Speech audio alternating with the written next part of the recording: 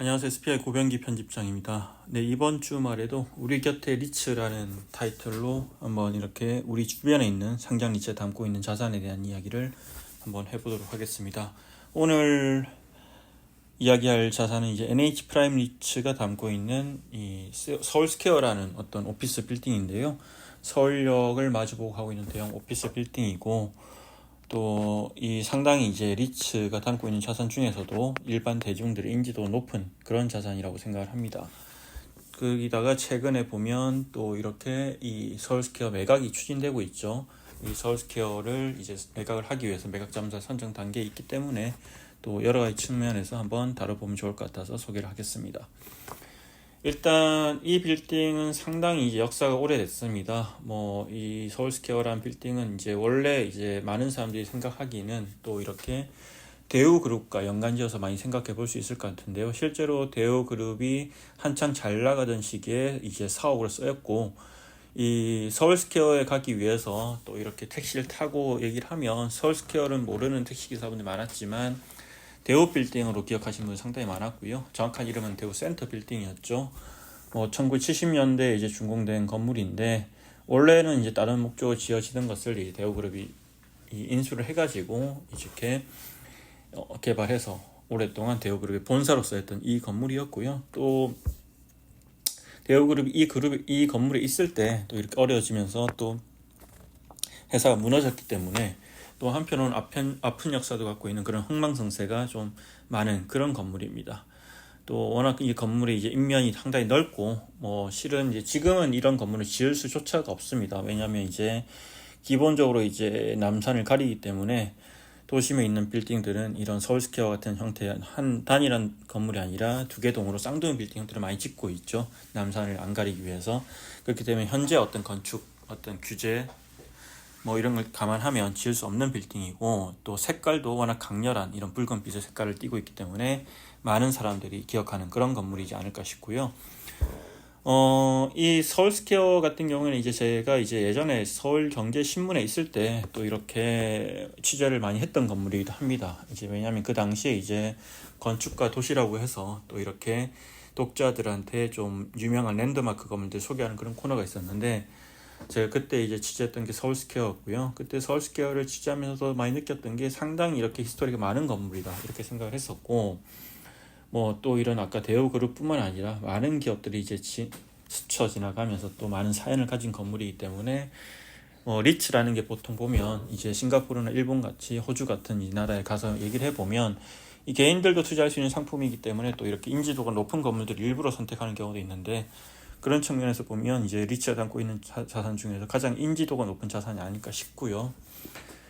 네, 그리고 또 이 드라마를 기억하시는 분도 많을 것 같아요. 예전에 과거 미생, 이제 상사 회사들의 어떤 에피소드를 다룬 미생이라는 드라마의 배경 장소였고, 실제로도 여기에 이 상사가 있기도 했었죠, 예전에. 예, 그런 건물입니다.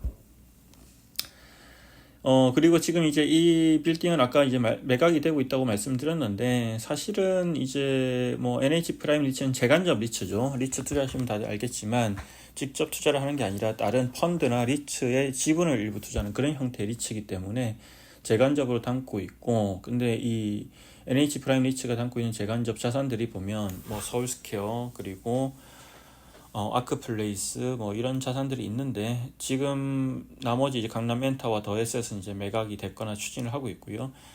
이 서울스퀘어가 가장 큽니다. 투자 규모로 보면 410억을 투자를 했는데 이번에 이제 매각을 시도를 하고 있고, 가장 마지막으로 거래됐던 때 가격이 거의 이제 9천억 정도였는데, 지금 이 자산 같은 경우는 거래가 이제 만만치는 않은 상황입니다. 왜냐하면 이제 기본적으로 아직도 유동성에 대한 이슈가 있고, 그리고 워낙 서울에 매물들이 많은데 특히나 도심에 또 많죠.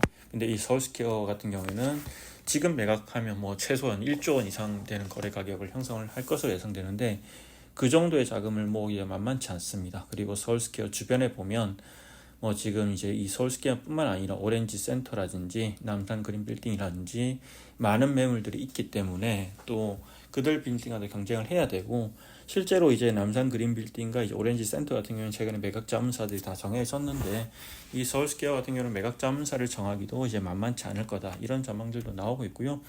실제 그리고 현재 좀 일부 공실이 있기도 합니다. 그리고 공실은 이제 뭐 예전에 11번가가 이제 실적 부진 때문에 이제 다른 지역으로 경기도 지역 이전을 했고, 그리고 여기 이제 위워크가 이제 크게 있었는데 위워크도 좀 많이 공간을 줄였습니다.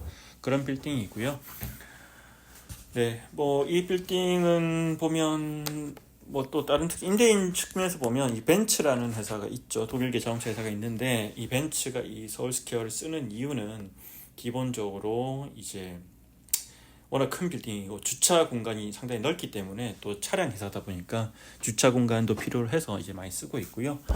그리고 이제 이 서울역 일대에는 지금 보면 상당히 많은 개발 사업들이 진행이 되고 있는데, 이 서울스퀘어 바로 뒤편에 있는 힐튼 호텔도 지금 이제 철거를 하고 복합 건물로 개발할 계획이고, 바로 옆에 있는 서울로터 메트로 타워도 개발을 추진할 계획입니다. 그래서 이 서울스퀘어도 그런 전체적인 서울역과 남산 중간 사이에 있는 지역의 활성화 차원에서 본다면 상당히 이제 뭐 관심 있는 곳들이 있을 수 있는데, 다만 지금 시장 상황이 이런 큰 건물들을 인수를 하기가 만만치 않은 상황이다.